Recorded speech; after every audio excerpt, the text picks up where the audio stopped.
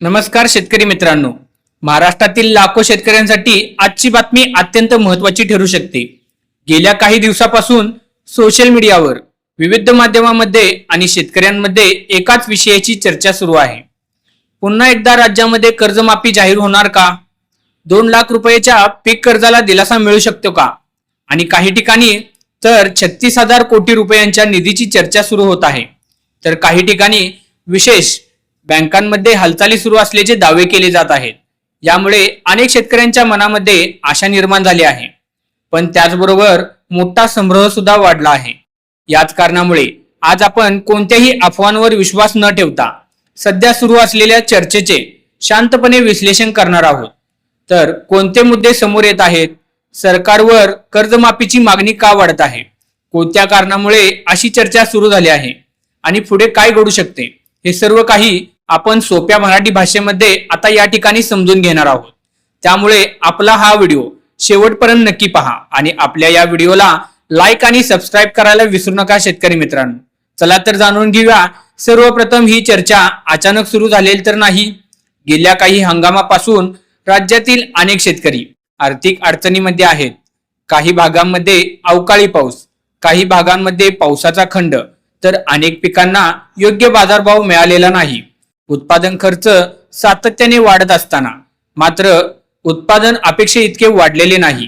त्यामुळे अनेक शेतकऱ्यांना पीक कर्जाची परतफेड वेळेवर करणे कठीण जात आहे। याच पार्श्वभूमीवर विविध शेतकरी संघटना, लोकप्रतिनिधी आणि काही सामाजिक संघटनांनी पुन्हा एकदा कर्जमाफीची मागणी लावून धरली आहे। याच दरम्यान सोशल मीडियावर काही संदेश वेगाने व्हायरल होऊ लागले आहेत।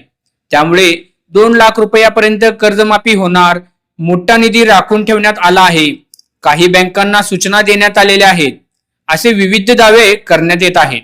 हे संदेश इतक्या वेगाने पसरले आहेत की अनेक शेतकऱ्यांनी आपल्या बँकेत जाऊन चौकशी करण्यास सुद्धा सुरुवात केली आहे। मात्र प्रत्येक व्हायरल संदेश खराच असेल असा नाही। त्यामुळे कोणती माहिती, कोणती चर्चा आता या भागामध्ये चालू आहे, यातील काय फरक आहे, हे सर्व काही आपण आता जाणून घेणार आहोत।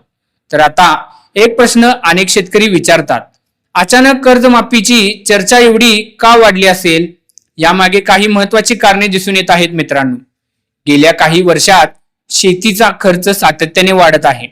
बियाणे, खते, औषधे, मजुरी आणि इंधन या सर्वांच्या किमती वाढल्या आहेत। याच वेळी अनेक पिकांना अपेक्षित बाजारभाव मिळालेला नाही। काही भागांमध्ये नैसर्गिक आपत्तीमुळे उत्पादनावर परिणाम झाला आहे, तर काही भागांमध्ये शेतकऱ्यांना नुकसान सहन करावे लागले आहे। अशा परिस्थितीत अनेक शेतकऱ्यांची कर्जफेडी वेळेवर होऊ शकली नाही। याच कारणामुळे शेतकरी संघटनांवरून वारंवार अशी मागणी केली जात आहे की आर्थिक संकटात अडकलेल्या शेतकऱ्यांना दिलासा देण्यासाठी सरकारने काहीतरी ठोस निर्णय घ्यावा। काही संघटनांना संपूर्ण कर्जमाफी करण्यात यावी, तर काही संघटनांना 2 लाख रुपयापर्यंत पीक कर्ज माफ करण्याची मागणी करण्यात येत आहे।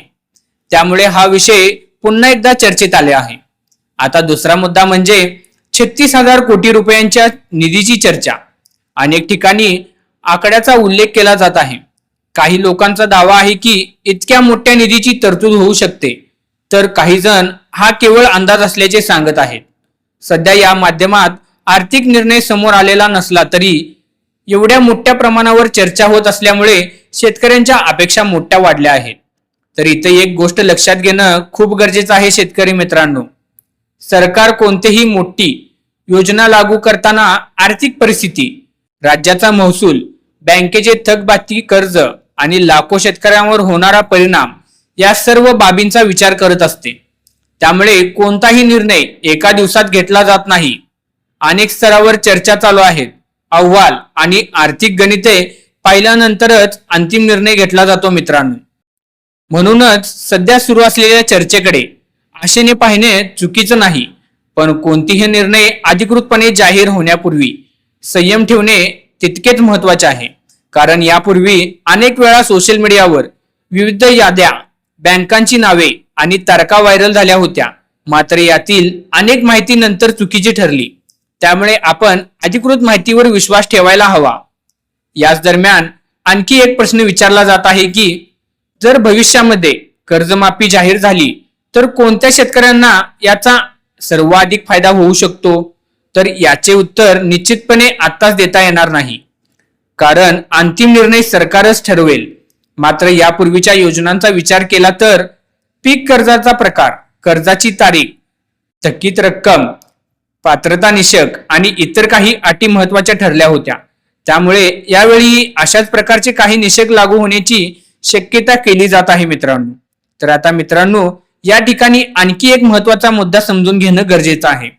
अनेक शेतकरी असा प्रश्न विचारत आहेत की जर कर्जमाफीचा निर्णय झाला तर पैसे थेट खात्यामध्ये जमा होतील का, की कर्जाच्या खात्यात समायोजन केले जाईल? याचं उत्तर मागील योजनांकडे पाहिलं तर थोडं समजून शकतं. यापूर्वी ज्यावेळी राज्यात कर्जमाफीच्या योजना राबवल्या जात होत्या तेव्हा बहुतांश कर्जामध्ये प्रकरणांमध्ये रक्कम थेट शेतकऱ्यांच्या हातात येण्याऐवजी संबंधित बँकांचे कर्ज खात्यात समायोजन करण्यात आली होती. यामुळे शेतकऱ्यांच्या कर्जाचा बोजा कमी झाला आणि पुढील काळात त्यांना नवीन पीक कर्ज घेणे सोपे झाले. अर्थात भविष्यात नवीन योजना आली तर तिचे नियम वेगळे असू शकतात. त्यामुळे अधिकृत निर्णय आल्यानंतरच अंतिम चित्र स्पष्ट होऊ शकतं. याच दरम्यान अनेक बँकांमध्ये शेतकरी चौकशीसाठी जात असल्याचे हे दिसून येत आहे. काही जणांना वाटते की बँक कर्जाकडे अधिक माहिती असेल, पण प्रत्यक्षात बँकांना ही सरकारकडून अधिकृत आदेश आल्यानंतरच पुढील प्रक्रिया सुरू होते. त्यामुळे जर कोणी उद्या पैसे जमा होणार आहेत किंवा आजच तुमचं नाव यादीत लागेल असे सांगितले असेल तर अशा गोष्टीची खात्री करून न घेता, विश्वास न ठेवता अधिकृत माहितीवर तुम्ही विश्वास ठेवला पाहिजे. तर आता एक वेगळा मुद्दा पाहूया मित्रांनो. अनेक शेतकरी म्हणतात आम्ही नियमित कर्ज भरतो, मग आम्हाला काय? हा प्रश्नही योग्य आहे, कारण प्रत्येक कर्जाच्या चर्चेनंतर नियमित कर्ज फेडणाऱ्या शेतकऱ्यांमध्ये अशी भावना निर्माण होते की वेळेवर कर्ज भरूनही आपल्याला काहीच लाभ मिळत नाही. त्यामुळे भविष्यात सरकार कोणताही निर्णय घेत असेल तर नियमित कर्ज फेडणाऱ्या शेतकऱ्यांसाठी काही प्रोत्साहनपर उपाययोजना जाहीर करणार आहेत, अशी मागणी सुद्धा सातत्याने होत आहे. आता याशिवाय तज्ज्ञांचे हे असे मत आहे की केवळ कर्जमाफी हा कायमस्वरूपी उपाय ठरू शकत नाही, कारण कर्जमाफीमुळे त्यावेळचा दिलासा मिळतो, पण शेतीतील उत्पादन खर्च, बाजारभाव, सिंचन, विमा, साठवणूक आणि विक्री या व्यवस्थेतील समस्या कायमच राहतील. काही वर्षांनी पुन्हा त्याच परिस्थितीला सामोरे जावे लागेल. यामुळे कर्जमाफी सोबतच शेती आर्थिक फायद्याची करण्यासाठी दीर्घकालीन उपाययोजनांनाही तितक्याच महत्वाच्या मानल्या जाऊ शकतात. आता या कारणांमुळे आजची चर्चा कर्जमाफी होणार की नाही एवढ्यावर मर्यादित राहिली नाही, तर शेतकऱ्यांचे उत्पादन कसे वाढेल, उत्पन्न खर्च कमी कशी होईल आणि भविष्यात कर्जावर अवलंबून राहण्याची गरज कशी कमी होईल यावरही मोठ्या प्रमाणात विचार सुरू असल्याचे विविध चर्चा माध्यमातून दिसून येत आहे. आता मित्रांनो, पुढील काही दिवसांमध्ये या विषयावर महत्वाच्या घडामोडी झाल्या किंवा सरकारकडून कोणतीही अधिकृत माहिती किंवा अपडेट समोर आले तर त्याची सविस्तर आणि सोप्या भाषेमधील माहिती आपण सर्वप्रथम आपल्या चॅनलवरती घेऊन येणार. त्यामुळेच आपल्या या चॅनलला लाईक आणि सबस्क्राईब करायला विसरू नका. आणि त्याचबरोबर कोणतीही अपूर्ण माहिती किंवा अफवांवर आधारित असलेली माहिती पुढे पाठवण्यापेक्षा अधिकृत माहितीची वाट पाहणे हे तुमच्यासाठी हिताचे ठरू शकते शेतकरी मित्रांनो.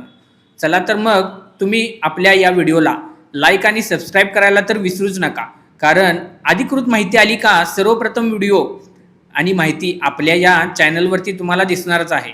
त्यामुळे आपल्या व्हिडिओला लाईक आणि सबस्क्राईब नक्की करा बघा.